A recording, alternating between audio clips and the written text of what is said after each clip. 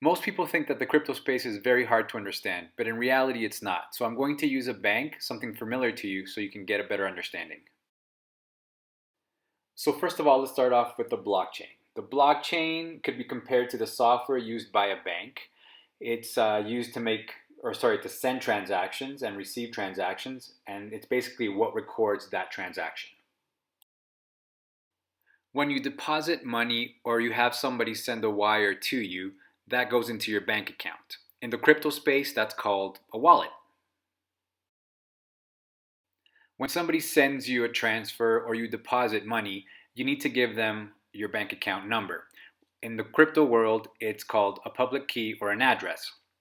Now, anyone can send crypto to your public key, but they need a private key to be able to unlock the money or be able to see the account basically or take money away out from your wallet.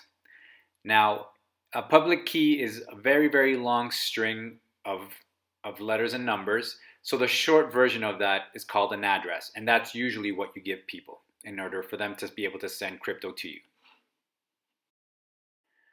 At banks, sometimes you're asked to show your ID in order to do a withdrawal or whatever type of service that you may need to do. In this case, that would be your private key.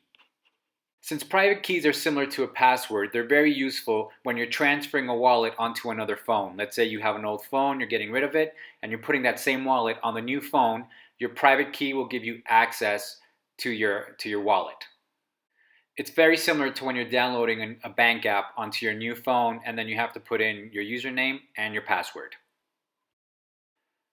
For me, the number one rule in crypto is for you to be able to control your money at any time. Now, in the crypto space, we have something called a cold storage, which in the bank world would be equivalent to a bank vault.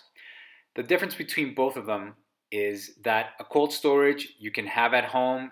Some of them look like a USB. You can put it under your pillow, in your safe, wherever you want, and you have access to your crypto anytime you need it.